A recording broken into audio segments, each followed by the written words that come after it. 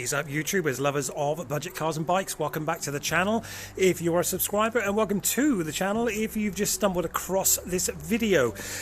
To my subscribers, you're not seeing double. We do actually have a new CB1300 to review on the channel. Now, normally I don't want to buy a bike twice because the whole thing is to try as many bikes as I can. Hence the whole budget bucket list cars and bikes thing. Try as many bikes and cars as I can and then decide what's perfect for me. That's how it all started anyway. But I think inevitably you're going to come across the same bike twice at some point if you put into your adverts when you're selling something, part X considered. This is a point in case because this is exactly how this has arrived here on my doorstep. It's been about 10 minutes since it arrived. So we're going to have a quick first impressions kind of beginning of the week review walk around of this bike. Just an extra kind of bonus, as it were, really, for the channel, for you guys, to show my appreciation, because we're well over 5,000 subscribers now, and thank you so much for sticking with it.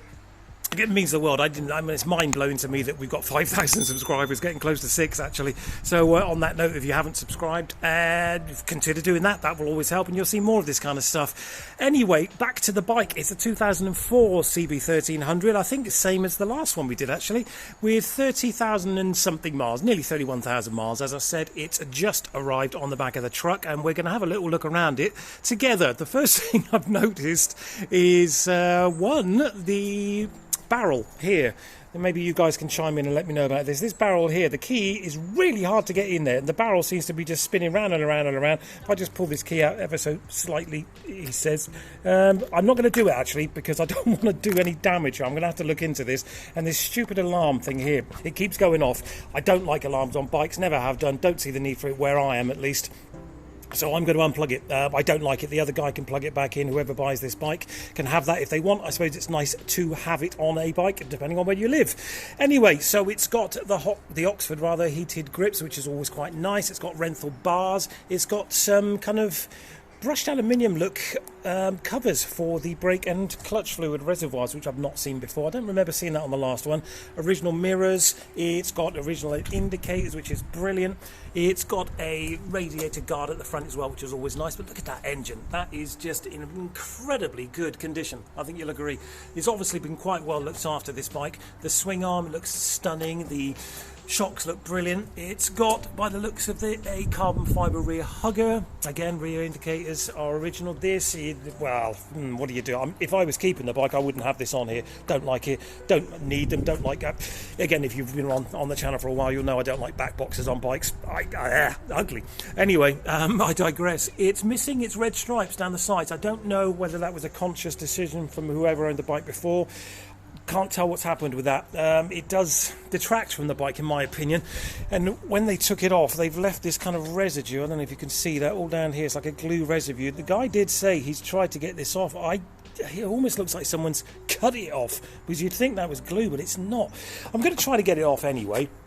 Let's see what we can do with that. It's got a Scorpion exhaust, which sounds awesome. We'll start it up in a minute. Braided hell lines as well. Really, really nice to have that on a bike, as I'm sure you'll agree. But generally speaking, this bike is really, really up together. As you can see here, stunning, stunning condition. It's got frame sliders here as well, which is always nice to have. Braided front lines, of course. There are a couple of things that I kind of knew about and a couple I didn't. I did know that it had this crack in the headlight, in the bowl here, which apparently doesn't let in water, so it's not a big thing. I don't know what to do about that. I could get this off and try and plastic weld it. But I think you can buy a replacement light off eBay from China for like 30 quid or something. So I might do that and then just use the bowl from that and the front from here to try and keep it as original as possible. We'll see how we go with that. Front forks, very good. No need to do any work there at all, really. The front discs are great. Tyres are great. Headlights, great. Everything's great. There's a couple of tiny little marks, but nothing that I would really worry about. But as is often the case, you can ask for as many videos as you like, and the guys will send them to you. Guys selling bikes, obviously, and you being the buyer. I thought I'd covered every base on this, asked every question. I had 2 or 3 videos sent to me. The guy seemed really, really nice. Then the bike turns up, and of course, first thing you notice is it's got a dink out of the tank just here, which is a shame, but I will try to touch that in, even it's not the end of the world, but you know how fussy I am. And obviously here, just there, someone's just touched that in a bit where they've been scuffing it with their boot perhaps. I'm not sure if it's got it on the other side, but I imagine it probably has. But the other side's got its own problems, of course, with this here. I'm trying to find some stickers, the red stickers that sit on that seat cowl. As we speak, I've been in contact with Fowlers, Imageworks, the usual people. Nobody can help, but there is a company in Poland.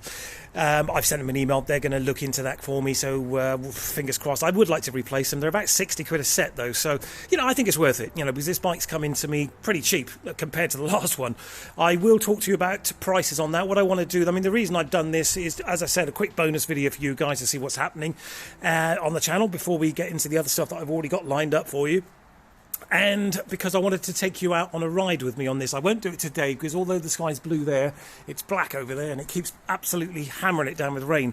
I've literally had to skip the showers to do this video for you guys, and I want to take you out for a ride with me on the first ride of this bike, because although we've reviewed a CB1300, we didn't ride out on it, we just kind of did what we're doing now. So I want to take you guys with me with the new Insta360 camera, 4K camera. I wanted to kind of break that in, as it were. As you can see, it's about to pee down again, and we'll do it on this one hopefully. And I've got the 360 mod as well, so with a bit of luck I can attach all that kind of 360 loveliness to this rental bar here, have it all up there, and we'll have all this kind of 360 business going on.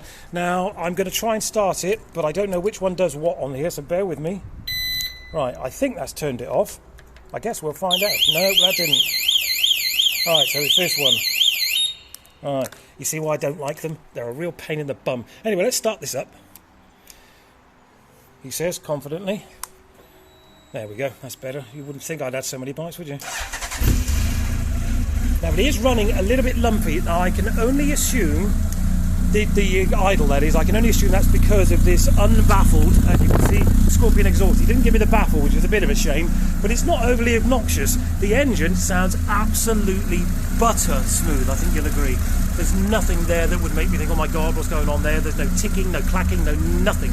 It is absolutely sublimely smooth. But it is hunting a little bit, as I think you'll agree, and I got a feeling that's probably because it's got a straight through pipe, no cat obviously, and once it's warmed up, obviously this is a cold start, I don't know when it was last started, but once it's warmed up, that idle will calm down, I'm sure. But we'll have a little listen to this exhaust. Condensation, I'm hoping.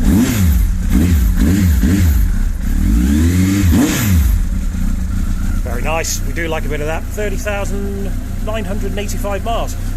Yeah, that's alright. I mean, the bike's 17, 18 years old now. So, yeah, that's about right. I'm going to switch this off because I don't want to pee the neighbours off too much. And as I said, we're going to get that alarm, get that straight off, basically. I'm going to put it back in where it's going to stay for a little while. Get that alarm off so it doesn't get woken up by squirrels in the middle of the night.